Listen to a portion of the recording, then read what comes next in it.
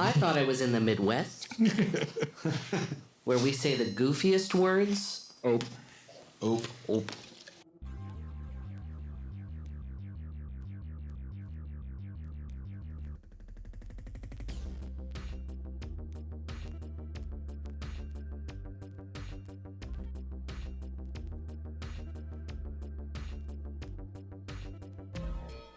Hello and welcome to Side 1, Side B with Dave and Steve. I'm Dave. And I'm Steve. And we have a guest with us today. Hello, I'm Durette.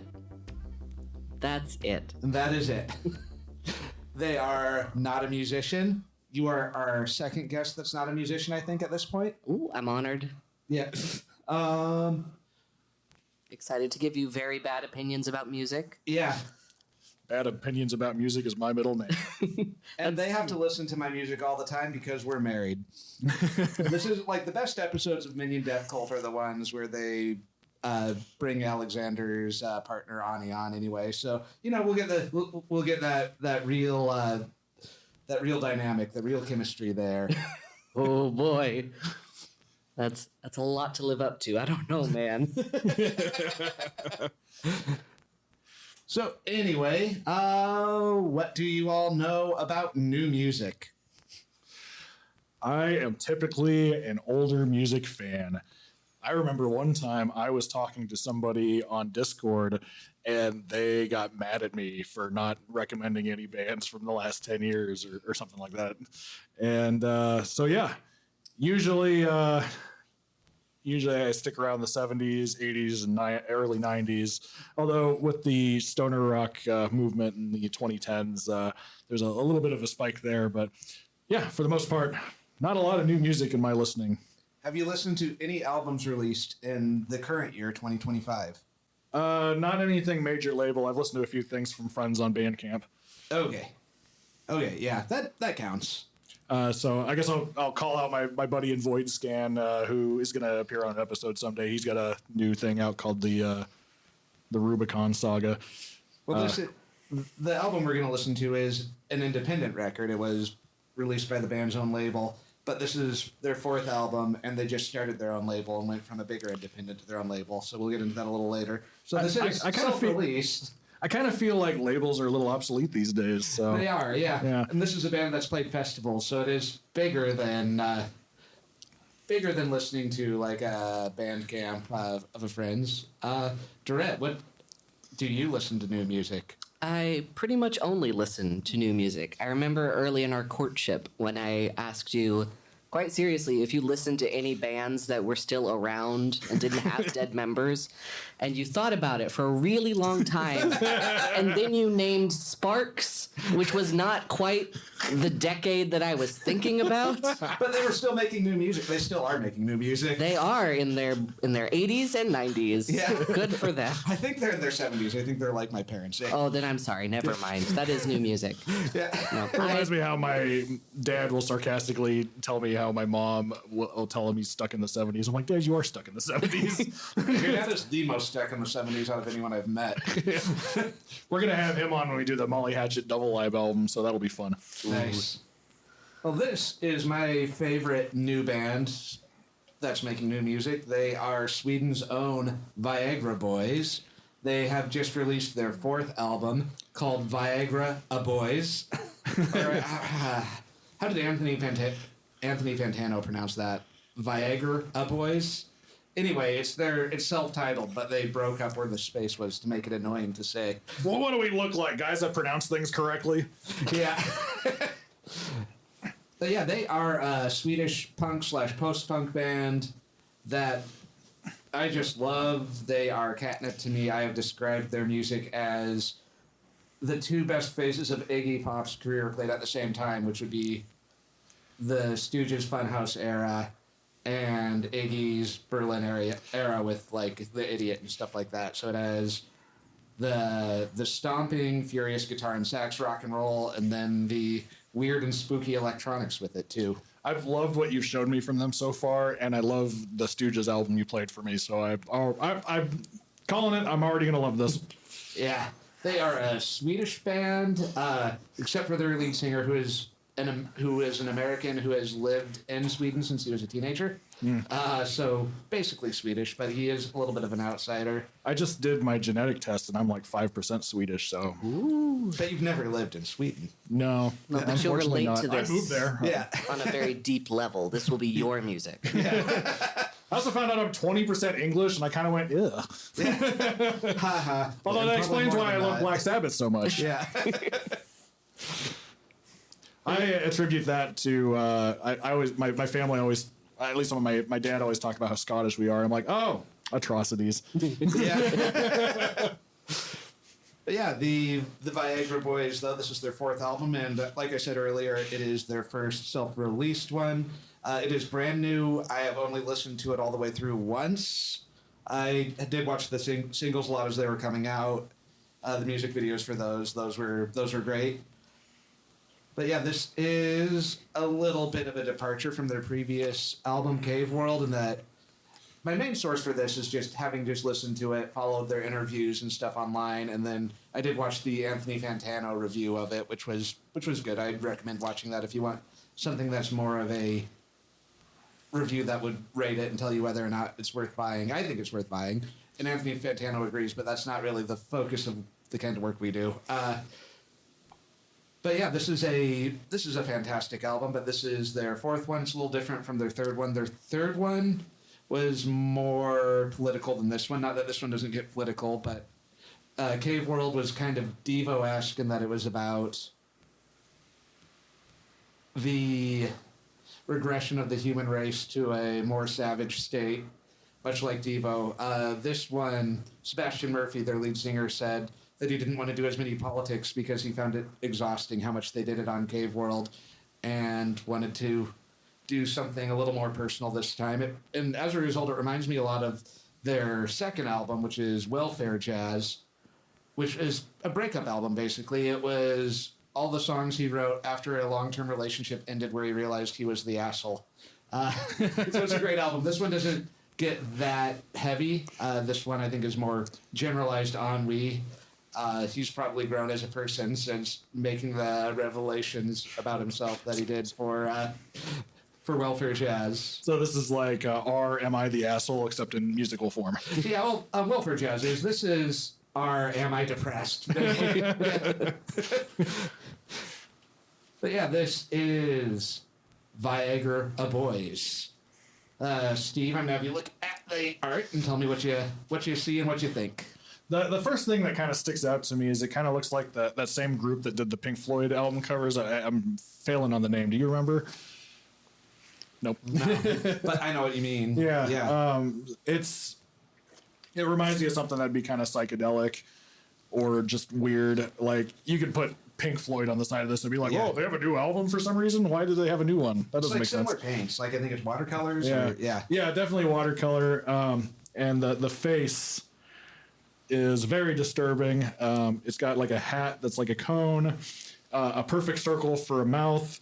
It's got like elf ears. It's got a shrimp and a los tattoo. I think that, I don't know if that's los for Spanish or LOS or something like that. That is a tattoo Sebastian Murphy has on his forehead. I don't know if that's Spanish or Swedish. Oh, face tattoo? Yeah. You know he's part of MS-13 then. Yeah. And then looking on the back, there's a whole bunch of cool little things that represent each tracks, kind of like that Struggle EP that we reviewed for the EP episodes. That's probably not out yet. So we got a guy with, it's like a naked body, or not even a naked body. It's a body that's had all the skin ripped off, so it's just like the muscles, and it's got a head that says Tub Girls. Yeah, it does. We got, this looks like just some like woodland right here, or sorry, not woodland, swampland. This looks like big cat teeth. Yep. That is the food pyramid, but at the top is a shrimp. A shrimp is a reoccurring image in all their music. I've noticed that. Yeah. Do they like eating shrimp? I think they do. Next one, that looks like a cigarette coming out of a Charlie Brown-esque character, but the head is... I think that's Pigpen with his head as a crack pipe. Oh, okay, I see it now. Yeah. Yeah, okay. For some reason, I was like, is that a cigarette sticking out of a planet? Yeah. But yes, no, it's a crack pipe. And then the last one is a racehorse, and then the rider has an American flag.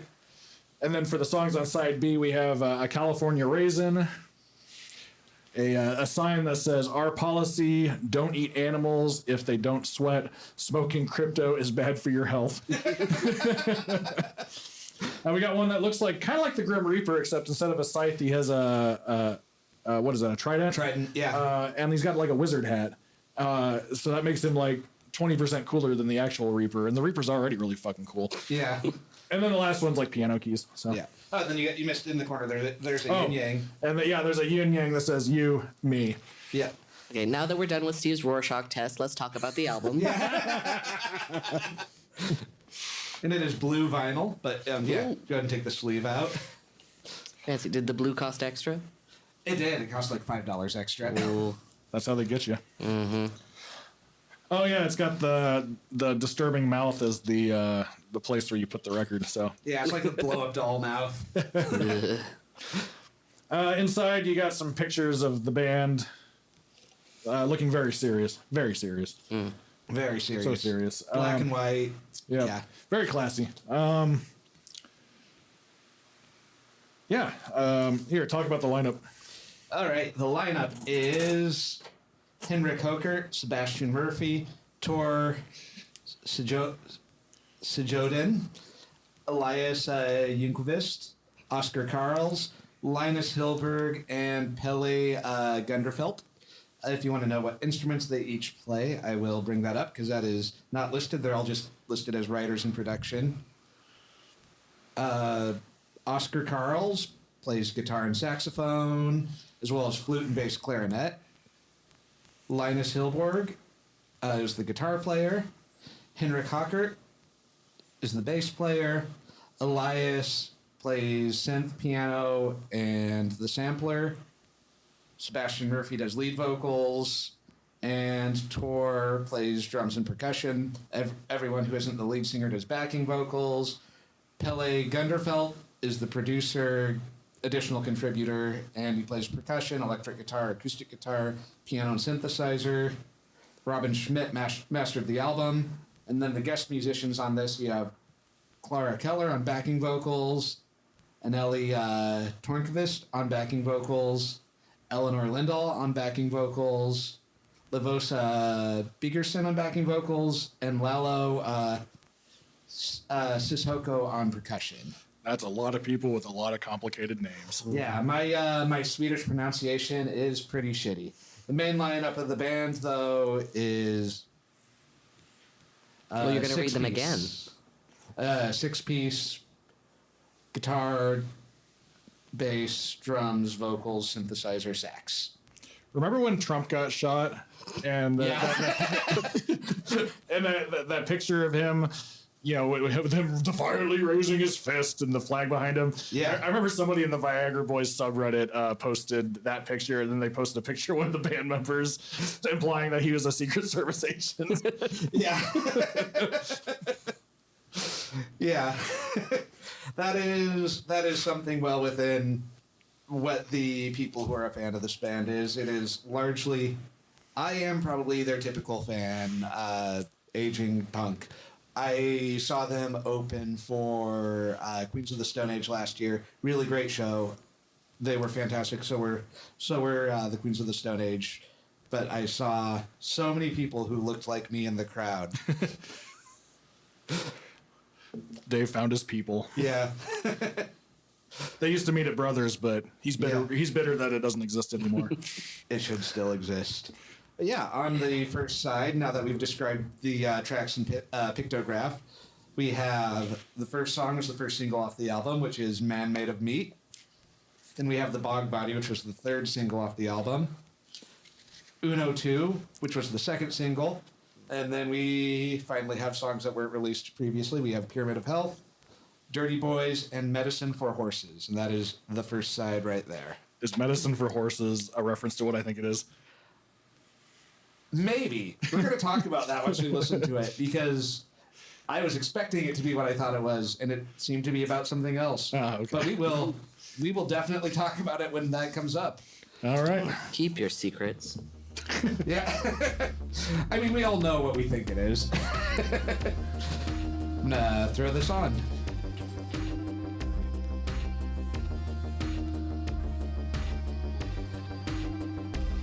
I should have saved that belch for the mic.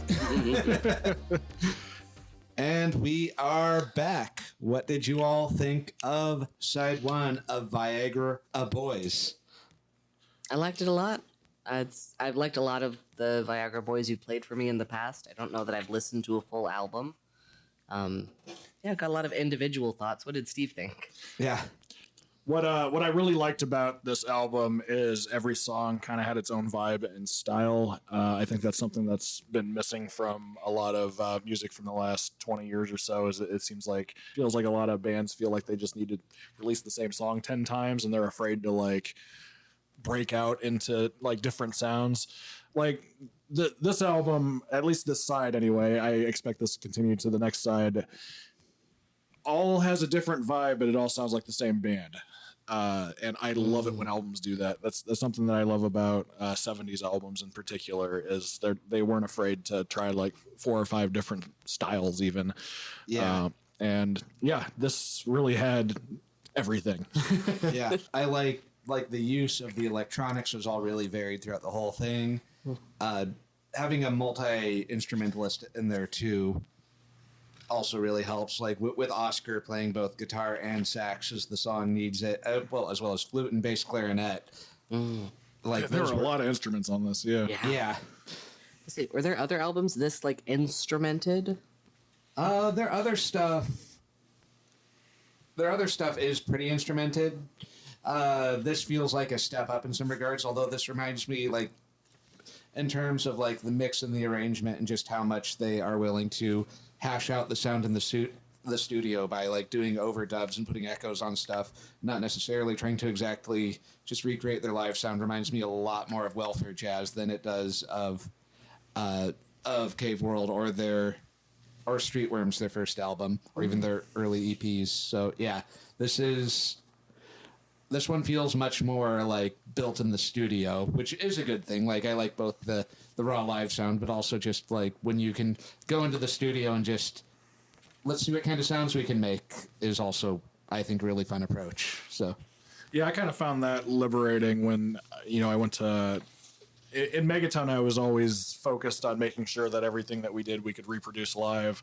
And as I've transitioned into being more of a studio musician, it's been refreshing to be able to not think about reproducing it live, because I don't intend to ever play a lot of the stuff that I do live.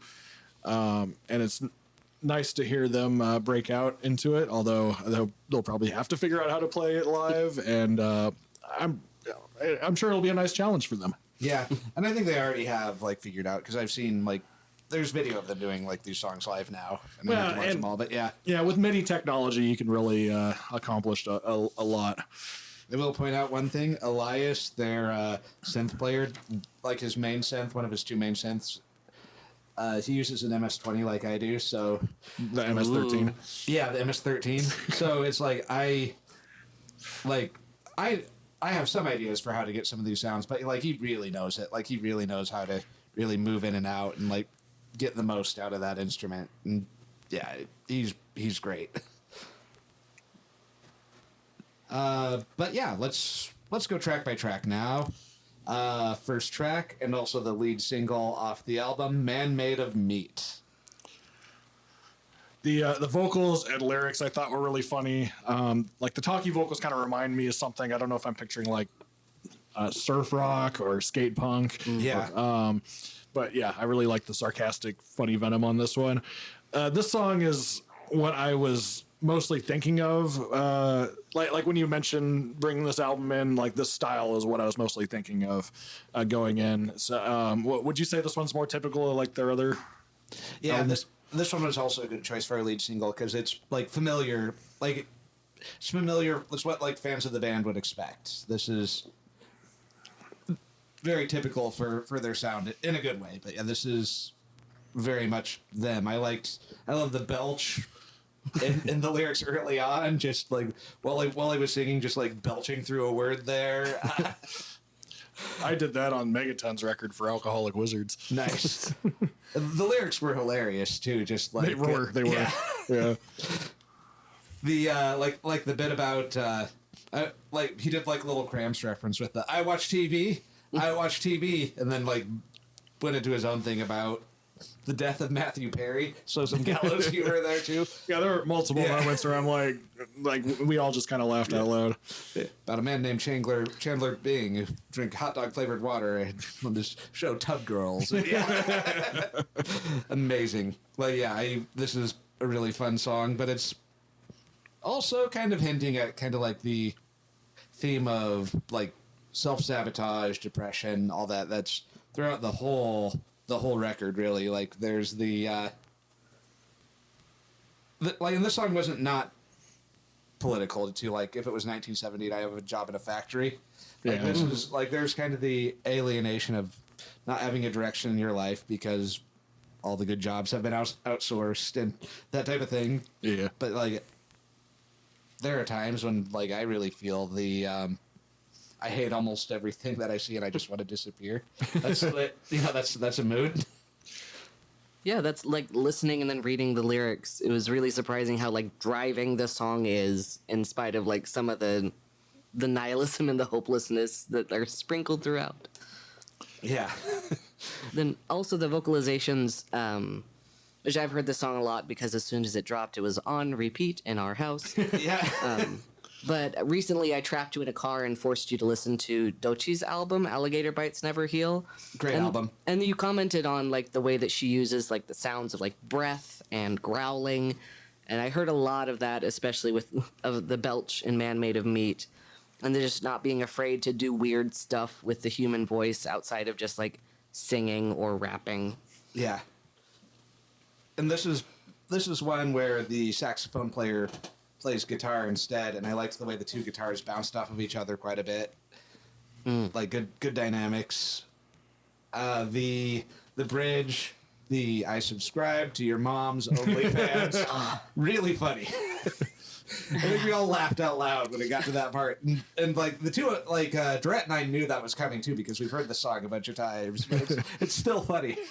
My first thought is I wish Sean was also here today because he wrote a similar lyric for one of our songs. Yeah,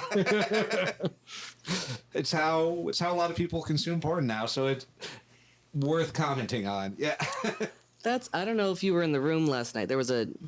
Dave and I were at a party, and I had some friends who had talked about, like, what if we start our own foot fetish site? This seems like a really easy way to make money.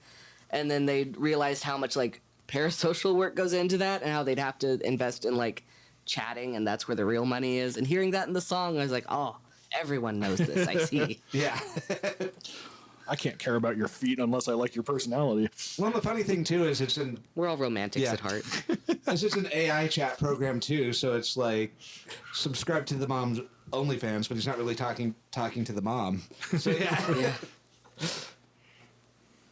I remember when I was a kid, I dialed one of those 1-800 numbers to talk to a phone sex operator, and I made it all the way through to her, and I immediately hung up, and my parents got a big bill. Yeah. I bet they've had kids call before, and I bet they're supposed to just disconnect the call once they hear it's someone whose voice hasn't changed yet. Yeah. I bet. Yeah, next up we have the third single from the album. This is the first time they've had like the first 3 songs of the album be a single, which sometimes is a warning sign, but I think this time like all the songs were good, so it was all good. It worked out in the end. With Bog Body. This one is my favorite of the 3 singles, I think, and maybe is my favorite of the side. My favorite of the side might be Medicine for Horses too. It depends on what mood I'm in, but yeah, this was a fantastic song. I like at the beginning, like the electronics with the really dirty bass, and the singing was like, it wasn't so much speak singing in this one. It was like, it had a great vocal melody to it with a lot of like desperation behind it, which I really loved. I'll let you go since I went first last time. No worries. Honestly, I don't have a lot to say about this one. Have you seen the music video for this one? No, I haven't. Okay, that's unrelated to this podcast, but it is. I think it's the most striking part about the song for me. I like it. It's really good in driving. I think I prefer "Man Made of Meat." I love the part where he gets really pedantic about the difference between swamps and bogs and what they do to human remains. That makes me laugh a lot. The music video, I will describe it just a little bit. It is the zombie corpse of the woman who died in the bog, slowly replacing him in the band, basically. Oh. Yeah, I noticed this one had a vibe shift from the first song, darker instrument tone wise and obviously subject wise. The vocals are still funny, but I put in kind of more of a mad scientist kind of way. But I guess it'd be more of like a mad gravedigger kind of way rather than a scientist. But the intro also had this really computery sounding synth noise in the intro that I liked. That I think only appeared in the intro, but it was a good way to transition into the song. I felt like. Yeah. The next we have Uno 2. Got a good slow sleazy start. And I really like the lyrics that stood out to me, and also kind of, I think the general vibe for the album was, I seem like such a bitch when I'm talking about Swedish politics. Yeah, we both laughed at that one. Yeah, their first album especially, like their third album I talked about how political it was, but their first album was really political too, but a lot of people didn't catch it because it was talking about stuff in Sweden. Like their big single from their first album was called Sports. And to a lot of people outside of Sweden, it's like, oh, this song's funny. Just, he's like, just this guy talking deadpan about sports until he starts yelling about it. Yeah. But then, he was making fun of, the right-wing party's campaign of just, really performative hypermasculinity and that. Oh. I'm thinking of that guy, that H-Bomber guy used to talk about now, the golden one or whatever. Yeah. Isn't that the country he's from, too? Yeah. That's funny. Yeah, and then also, this album, in the inside art, it says "Forever in Our Hearts." Benjamin Valle. Benjamin Valle was their first guitar player who had who was on the early EPs and on the first album, and was on a few songs on Welfare Jazz, but then he died, maybe of COVID, because the timing of it could have been COVID. I don't know. Yeah. I'm speculating.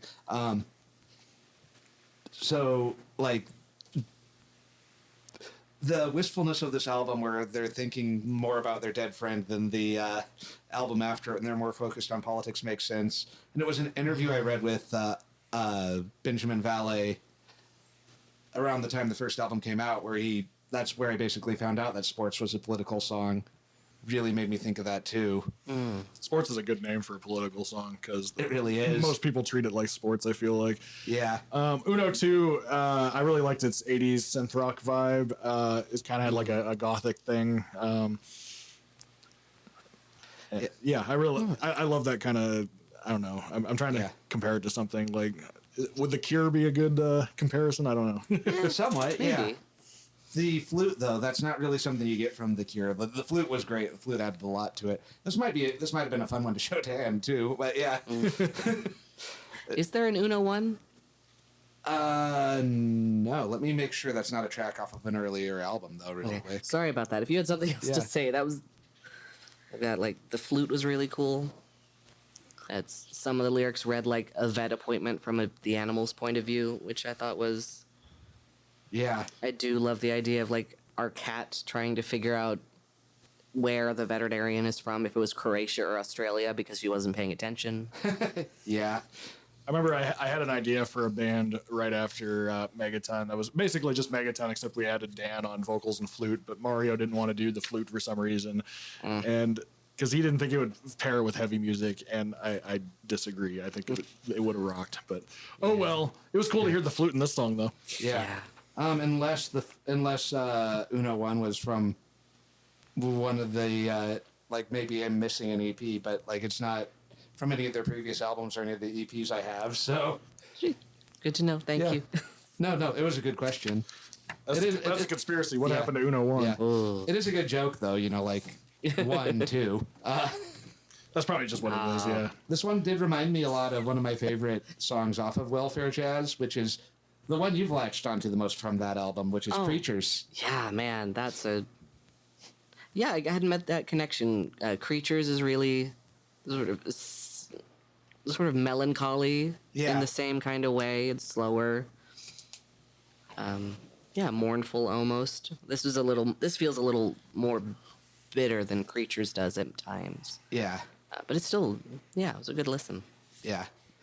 Like all three of the first tracks were great choices for singles. They are all good songs that you can like grab and listen to on their own and latch onto.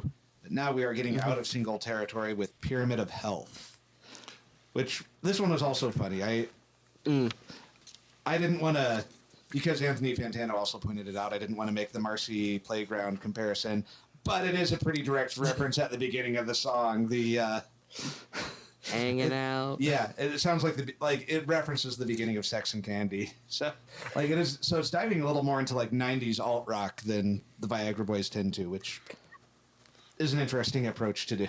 Yeah, I thought it kind of built over the top of it as the song went on, but I felt like early on it was kind of almost an alternative like country sound almost. Yeah, but then as the song built up, that vibe kind of went away, but because it was interspersed with some like weird synth moments, and I don't really hear that kind of song structure interspersed with weird synth moments. Yeah, but yeah, eventually I felt like it just sounded like just an alternative song, and then I just really liked the noisy, chaotic nonsense outro. I thought that was cool. Yeah, that was good. They did do a lot of like country motifs and references on Welfare Jazz, but they did not do it on any of their earlier stuffs, and they pretty much abandoned that except for with one song on Cave World, which granted was the big single off of Cave World, which was Punk Rock Loser. So it was like, this is part of the reason why I think this album reminds me so much more of Welfare Jazz, is that it's like most of the rest of their albums, like the little wild card thing in with like the post-punk and krautrock type stuff is a little bit of rap, like a little bit of like a hip-hop angle. This one doesn't have so much that, but it brings back like the country stuff you hear a lot of on Welfare Jazz. Oh, nice. Which I think works for something that's more melancholy. Yeah, I like how they play around with genres. I think that's really nice. But yeah, this one, I think like lyrically, it was talking about, like legit health concerns about getting older, especially when you didn't take care of your body when you were younger. Like a lot of punk rocker types. Well, I know you and me probably wish we went to the dentist more. Yeah, I finally got back on the dentist train in the last year and had to get a root canal, and it was not fun. But yeah, so yeah, there's a lot of that at the beginning. But then as it kind of kept going, it kind of was getting into, like, if you listen to the lyrics, it's like talking about like all these weird health rituals. So probably to some degree about the amount of like health related scams that prey on people's insecurities about their own bodies too. I remember when, in the days before I had health insurance, not that health insurance is even all that fucking helpful, but no, but it's better than nothing. Yeah, it's better than nothing. Yeah. But like, I would sometimes just take like packs of vitamins or like stupid pills and like home advice nonsense, because it's like, well, it's either this or nothing. So I guess it's like I RFK'd myself because I was in poverty, basically. A lot of people do that. That's kind of why there's so many health scams, is because it's so fucking expensive to go to the doctor, which they don't have to worry about that because it's Sweden. But, since he's from America, that stuff is on his radar. Yeah. Well, even with insurance, it's like, I don't want to go to the fucking doctor because it's expensive. Yeah. Although once you hit that copay, you get to coast for a while until you hit your maximum. Yeah, that like wellness conspiracies is sort of a special interest of mine. I really liked the sort of the helplessness and then the fuzzing out at the end, because a lot of these things are like, health is very complicated and we don't have answers to a lot of things, which is why there's this space to work in of like, well, actually, I do have the answer. The world isn't round, it's shaped like a pyramid, and if you do this, then you will be healthy and everything will be fine. And that's fine for the people who are taking your money, but eventually it all just, you either get like deeper into that conspiracy or you get more hopeless. And I thought the song did a really good job of expressing that, better than I am right now. Based on the song's picture, all I can say is I think they're trying to tell us if we eat a lot of shrimp, we'll be healthy. So Yes. You know what? And maybe we if will. you're gonna take one thing away from this podcast, This is a pro shrimp consumption podcast. Yeah. you said the world shaped like a pyramid, so I'm gonna go off topic for a second and mention I remember seeing like this flat earther post where they posted supposedly what the universe looks like, and every planet is in like it was like a giant snow field, and then each like planet circle is in the snow field, and I was sitting there going, that would be a fucking sick JRPG. It would, wouldn't it? Like you just go through the snow field and then you go end up on another planet. Like game developers, hit us up, we'll do the soundtrack for it Yeah. and help write it. Yeah. But yeah, I do think it's interesting that once we get out of the singles, we have a song that we have this much to talk about too, which is a sign that this is, as a whole, this is a good album that has a lot to say. Yeah. Next up is Dirty Boys.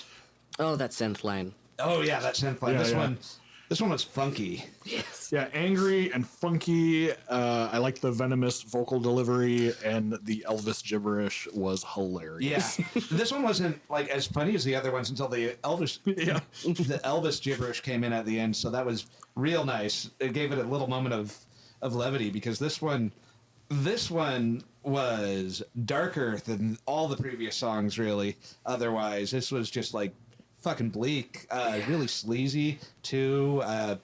Great dance beat underneath all the venom. Yeah. There was the ooh in front of the chorus. Was that a vocoder or a synthesizer? I couldn't like. I Pick it think up. that was the vocoder, but I'm not Okay. 100% sure. I will probably have a more definitive answer when I've listened to this album a few more times. Trying to softball you with a music question, and I Yeah. get shot down. No, you asked a good question that I need to listen to the album more to be able to answer, but comment. Teacher's pet. Yeah, comment below. Yeah. Yeah, this one, like, it was such a scuzzy, sleazy song. I loved it.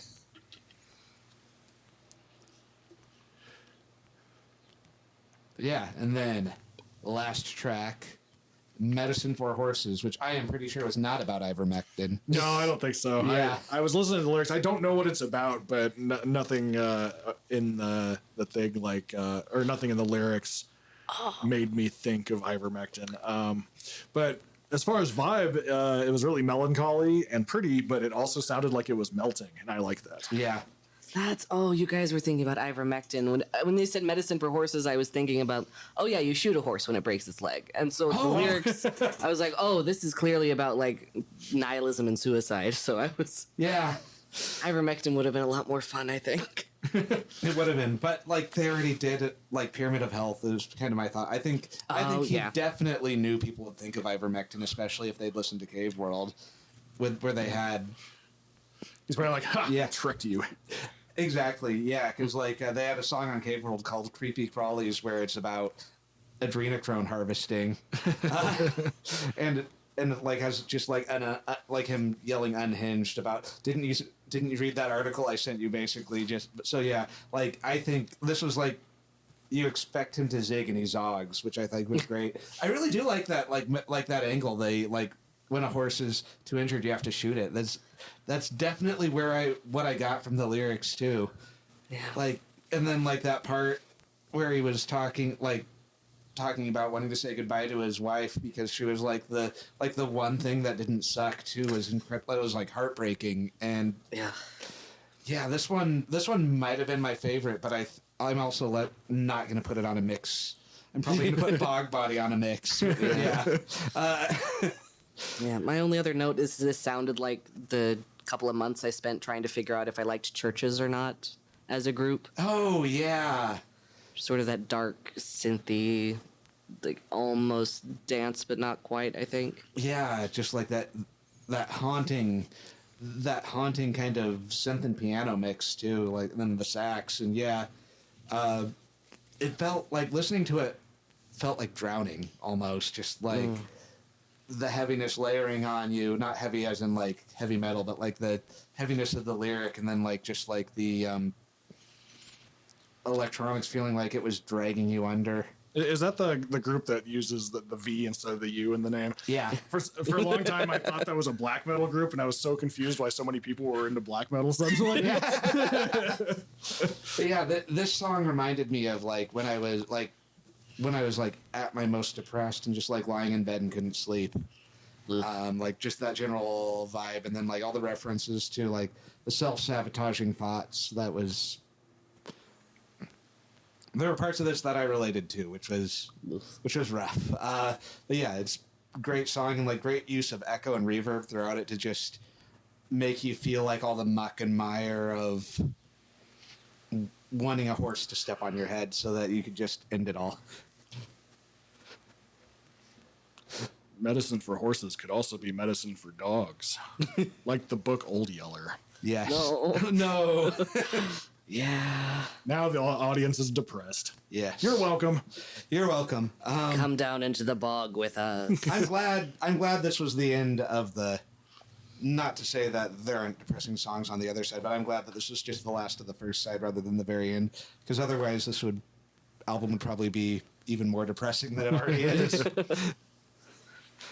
But yeah, next up, like the next side, we have Waterboy, we have Store Policy, we have You Need Me, where the E's are 2 3s, Best in Show Part 4. Best in Show stuff is a reference to a few like tracks throughout like all their previous albums too. Like they have a reoccurring thing of like joking about dog shows throughout all of their entire work. It's almost as reoccurring as Shrimp stuff. And then closing it out, we have River King. Dana showed me some like parody movie called Best in Show one time, and that's what I'm thinking of. Best in Show is very good. Yeah, it is. It's the same people as Spinal Tap and Waiting for Guffman. Yeah. Christopher Guest and all that. Yeah. Except it's about weird dog show people. So check it out. Dog show people are weird. Oh, I should get the Spinal Tap laser disc so we can do that. Yeah. All right. But yeah, the second side is also really strong. I really dug it. So I am looking forward to hearing it with you and hearing what you all think.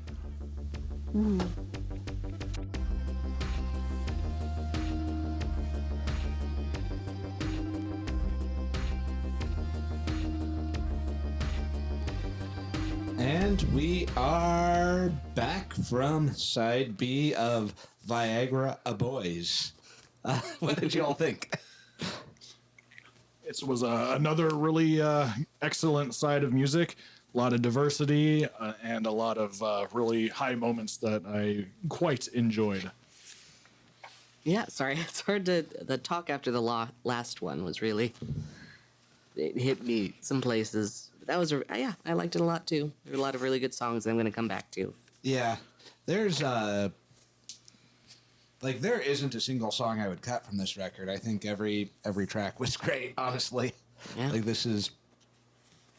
like, fantastic. There are some of the high points of Cave World I like a little more, but I think, like, track for track, this is the stronger album in terms of just, like, all killer. Like, every track is great. There isn't anything that I kind of feel like, while listening to. It's great. Like, just a real strong, consistent album all the way through. Yeah, definitely a very strong album, and they should be very proud of themselves. Yeah, it's a great way to do the hey, we're on our own label now debut. Yeah. It's like, Look what we can do. yeah, look what we can do. Like, they took a little more time between this one and their last one than they have in the past too, which I think that paid off. Like, really just like good consistency throughout the whole thing. First track was Waterboy. Insert Adam Sandler joke here. It had to have been referencing that in some way, but I haven't seen that movie since like middle school, so I have no idea how. Which middle school is the perfect time to see that movie. Like, you probably shouldn't watch it after middle school. Oh, I loved Adam Sandler when I was in middle school, Yeah. and I don't think I would now, and I'd prefer to hold on to my good memories of it. So. Yeah. There are some good Adam Sandler movies too, like Uncut Gems, first-rate movie. You should definitely watch it, but... What was that one he played a washed-up comedian? I thought he was really good in that one. Oh, Funny People? Yeah, that's it. Yeah. Yeah, and he did like another dramatic role I remember him being good in too. Punch Drunk Love or think Spanglish or I think it was Punch Drunk Love. yeah. And of course, Master in Airheads, one of the greatest movies ever time. Yeah. Of all time. Yeah. But There's another Laserdisc candidate. But yeah, no, it's just like I'm probably not going to revisit Waterboy or Little Nicky just so that I don't watch it as an adult and have my junior high memories tainted. Well, instead, you can listen to the much superior Waterboy song. Yeah. I thought that one had a similar vibe to the side one opener, Man Made of Meat. It had some really neat synth sounds onto it. I really liked their choice of synth selections. And in the vocals, he was doing like I think it was a plucked guitar string or a synth that sounded like a plucked guitar string, but they used that to emphasize the vocals, and I thought that was really neat. Yeah, like a good strong instrumental melody under the vocals, which really helped. Yeah, and there's a lot of references to back to Man Made of Meat, but especially strongest for me was going back to the okay, all right, but in like an even more kind of detached way. Yeah.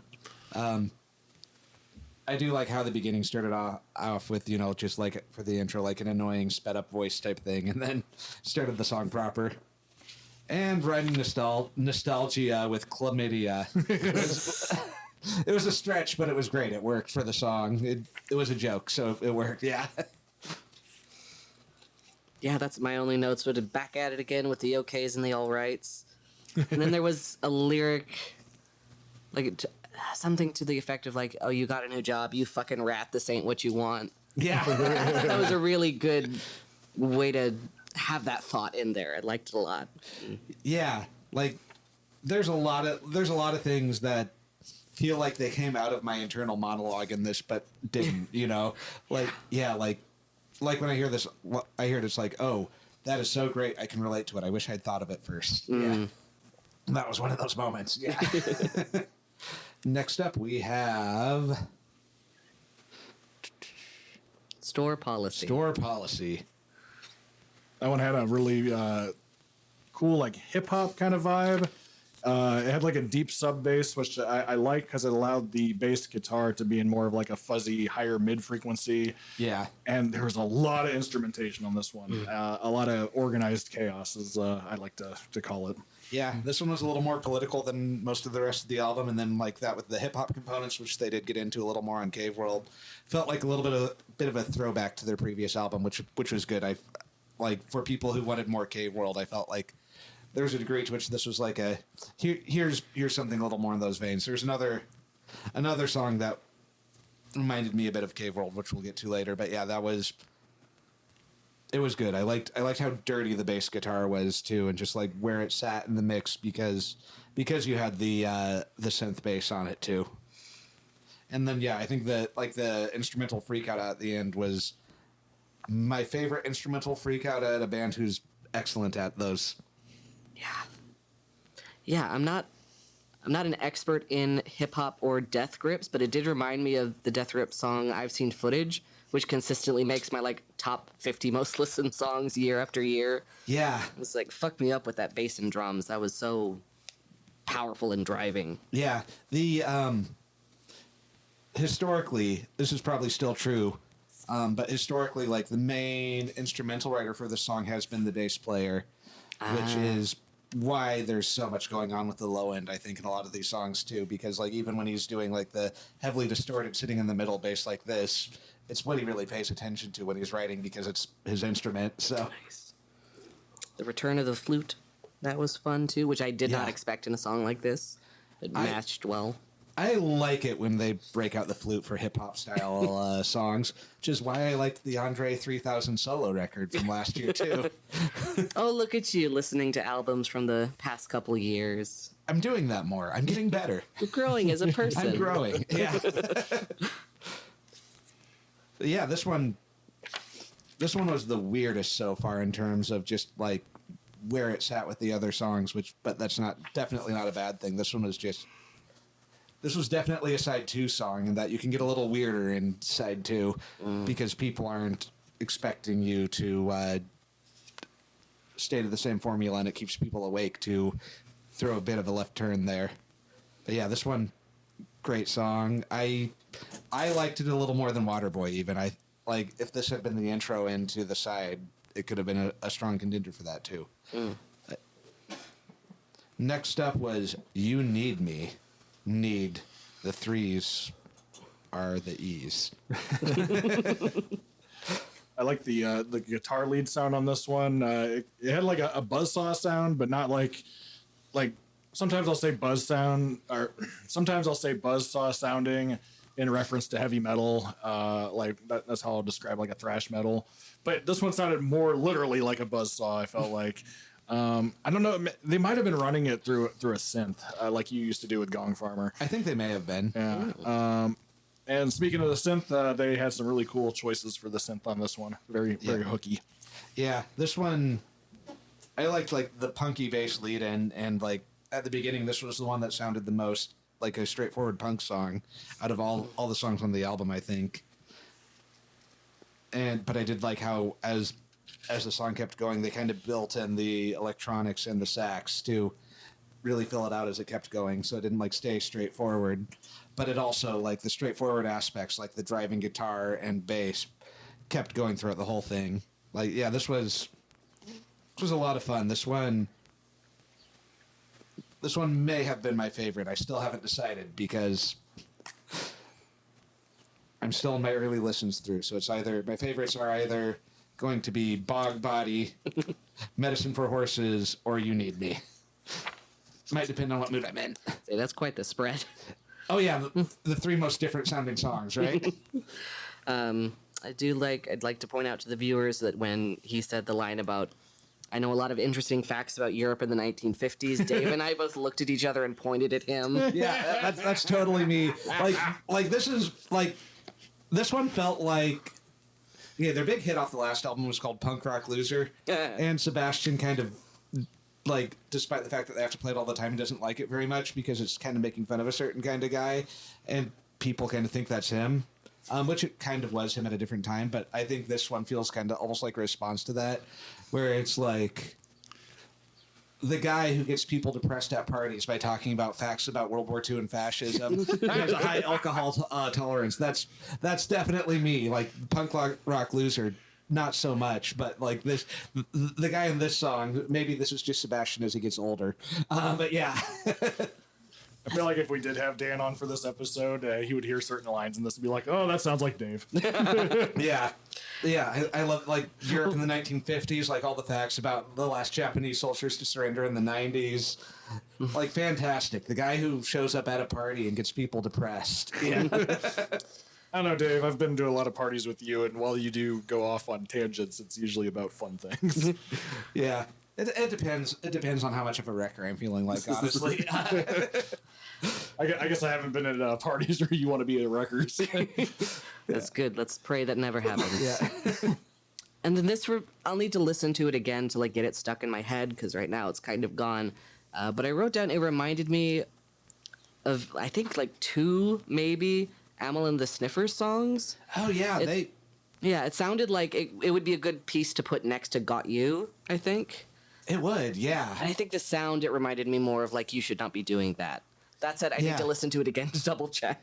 Yeah, and like it being one of the more straightforward punky songs does fit with Amel and the Sniffers, and like they're in the same sphere. Amy Taylor did like a guest vocal spot on the last track of Welfare Jazz, which we'll talk about in a little bit too. But yeah, it definitely felt like it fits the most in the current generation of punk music, which is good. Like, there's a lot of good punk music right now. I definitely recommend, listen to this band, but also listen to Amel and the Sniffers, listen to the Chats, listen to Echo Astral, listen to Jeff Rosenstock. We're in a really great era for punk right now, and there's a lot of new albums you should be checking out by all the bands that I mentioned. And you'd know that if you stopped listening to bands from the 70s, Dave. I listened to them alongside bands from the 70s. The only band is Black Sabbath. That is the only band ever, except for my band. Those are the 2 bands that we're allowed to have. Yeah. This is also interesting to me to be listening to right now because, like, one of my all-time favorite bands from the 70s, that lasted until 2025, and I think they're actually planning on still going because they had a succession plan, which they were very vocal about when the singer was still alive. But Per Ubu, this feels like it goes along with Per Ubu a lot. Like it's a lot more like aggressive than a lot of Per Ubu's stuff. But you got like the weird electronics. You've got the willingness to follow a song where it goes, regardless of how unrelated it seems to the previous song. Like, yeah, so, like, listening to this song between, like, going through all of my Per Ubu records it makes sense. Yeah, now that you bring it up, I definitely see that. I re-listened to the Modern Dance after he passed, and it has a lot of the same, like, experimental type vibe, but, like you said, more aggressive. Yeah. And another thing I would probably compare it to is I think they were a great match for Queens of the Stone Age, because this kind of reminds me of like their early stuff. Yeah.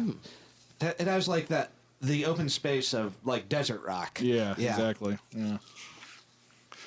And they're in Sweden, and technically the Arctic Circle is a desert. I don't know. Yeah.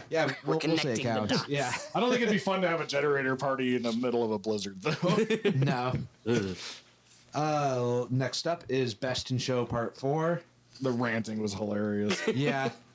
I have 2 notes in quick succession. I've met this guy at a bar, and then I follow this guy on Tumblr. This one was, I think, the funniest song on the second side. Like, there were funny lyrics throughout the whole album, but I feel like side 2 wasn't quite as funny as, like, they really leaned into the humor a lot in the 3 songs they released as singles. And then they back off it a little bit, like, well, never entirely retreating from it. This really goes full back in, though, with the humor, with the unhinged monologue over the driving bass line. Yeah. Also getting back into politics a little more, like with store policy. Well, this one was kind of taking the piss out of like aristocratic people, right? Yeah. And then I do think it did kind of tie back into like the ennui that this album is leaning into over the politics with the I need access to heaven. Yeah. Is there a common thread between all of the Best in Shows, or are they all kind of their own stuff? They're all kind of their own stuff, although musically this one's pretty similar to the other ones. I could hear more of a connection with the instrumentation and with the melody than I could with the lyrics. Okay. Like lyrically, it reminded me the most of a previous song of Creepy Crawlers from Cave World, which is the one where it's about an unhinged person yelling about you about adrenochrome. So, and about how you need to do your own research. But yeah, this one was... It reminds me, I work with a librarian, and she told me about how her Fox News dad told her that she needs to learn how to research. And I'm like, you're a librarian! Yeah. That's all. What? No, but she's using the wrong websites. Yeah. The ones that look good. What the Fox News dad means is not real research, but yeah. Yeah. Some Web 1.0 looking shit. Yeah, it needs to be more like a Time Cube than EBSCO host. I also like the intro to this one. I liked how it kind of... Wait, just to defend Web Oh, 1.0 yes. for a second, there are a lot of Marxist resources that look 1.0, though. That is true, yeah. Anyway, No, go you're not ahead, wrong. Dave. I like the outro, too, how this one kind of wound down while most of the other ones kind of wound up for the end. Like, I like that, like, low-end synth with the sax as it just kind of Yeah. slowly brought itself to a close. And then, last, but definitely not least, River King. It was a really nice change of pace to go out on a pretty but heartfelt sounding song. Yeah. But yeah, it was a piano ballad, and you could tell that he poured a lot of emotion into that one. Yeah, there's a mournful quality to like his vocal delivery and to like that. It was in a minor key, but like it was definitely not as sad as the side A closer with the Medicine for Horses. This one, like the weight of the sadness felt from like just like everything else in the album, and it was ending on a hopeful note is what it felt like to me. If Buffalo Bill existed today, do you think he could do his weird little dance to Medicine for Horses instead of instead of Goodbye Horses? instead of Goodbye Horses? Yeah. Yeah. But yeah, like this one was great, and this one was very relatable, but in a less negative, like this is my intrusive thoughts way, as Medicine for Horses, which was good. Like it was a pretty straightforward love song lyrically, at least, and I liked how it kind of faded out on an audio sample of just like people. It sounded like people eating in a restaurant. Yeah. That's I don't have a lot of patience for ballads, so I wrote down if this is a ballad, I'm walking out. And then it actually started, and I was listening to it, and his voice reminded me of Lou Reed in that kind of a mode. Yeah. Like Perfect Day, yeah. Yeah, and it reminded me that we listened to a lot of Lou Reed very early in our relationship because he passed around the time we started dating. And then the song being about somebody that he's with and that it's easy to be with and eating terrible Chinese food. Yep, that's one of our default dates when we're low on money. Yes, and so I just spent the rest of the song thinking, well, I guess I can like one ballad. That's okay. Yeah. I typically don't like ballads either, but this was a good one. And I made a comparison to the artwork looking like something Pink Floyd might put out. This almost sounds like a Pink Floyd-y type song, except like weirder. Yeah. Well, kind of like a Baroque Pink Floyd meets Captain Beefheart type of thing. Yeah.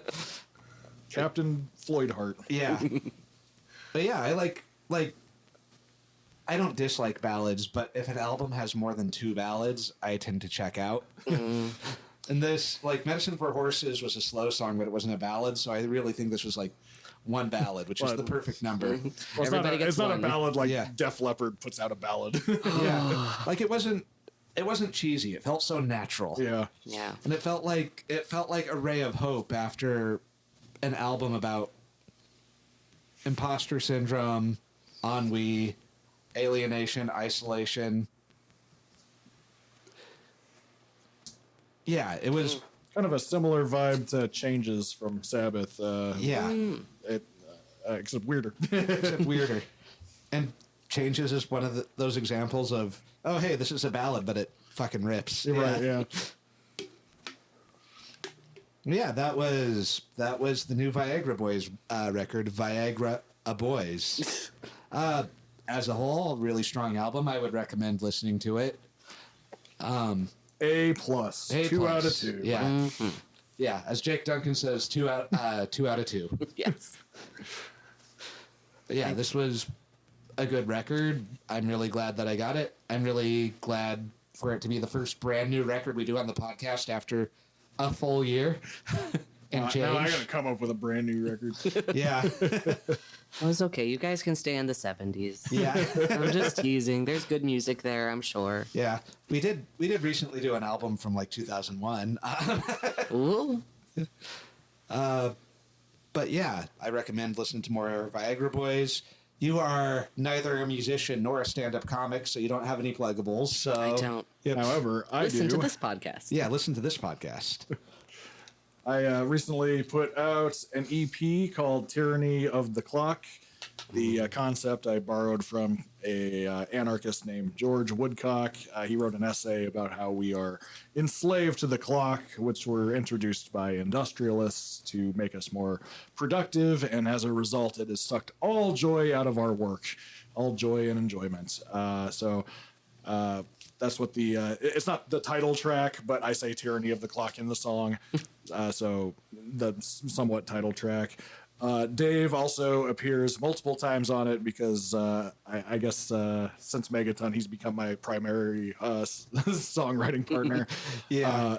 He appears on Solidarity Forever, which is a really cool union anthem from the IWW, written by Ralph Chaplin and popularized by Pete Seeger. Dave did the verse about without our brain and muscle, not a single wheel can turn. Labor theory of value, baby.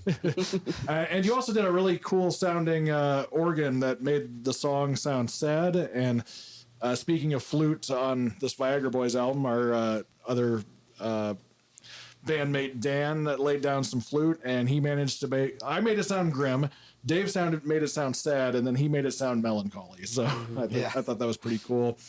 And also got an Alliterates song, Labor Day, which I remixed from our EP, and a song from Lucid Fugue, which you would know from our theme song, Beg for Scraps, which was kind of that was my ranty song. It's Lucid Fugue's one grunge song. Yeah.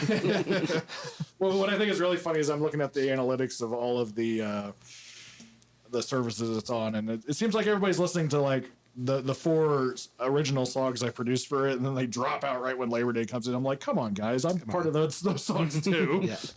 Those songs are bangers too, guys. But yeah, check it out. It's on a bunch of things. You can check it out on my website. And yeah, that's all I got to say. Catch you on the flip side.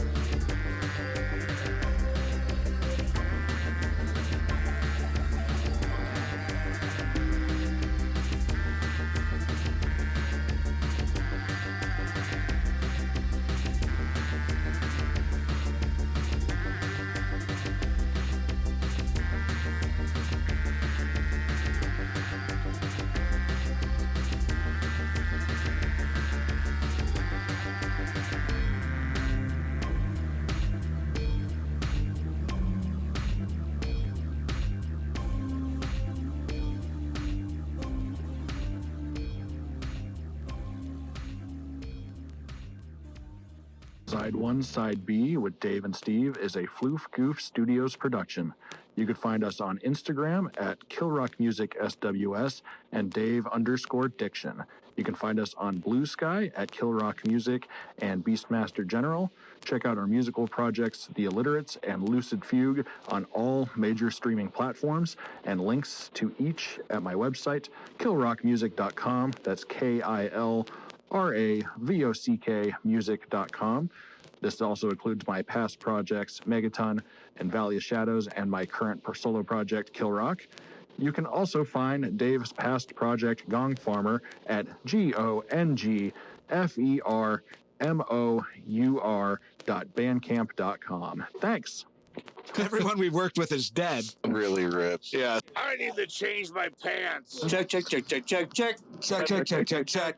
Leonard Bernstein. I hate it so much I skipped the whole Destroyer. Allow me to play you out. Dirty Dave just pooped his pants. Yes, indeed. Perfect hooker murdering song. Kick out the jazz, motherfucker! Are you ready? Steve's got some cheese. Get my podcast voice ready to go. Jaw Wobble. What a name. I'm Ivan Moody, and I'm having a psychotic break. Testicules. That is a fun fact. And there's a jazz hole. What do you mean this song is called Sweet Pea? Now that we're done with Steve's Rorschach test, let's talk about the album.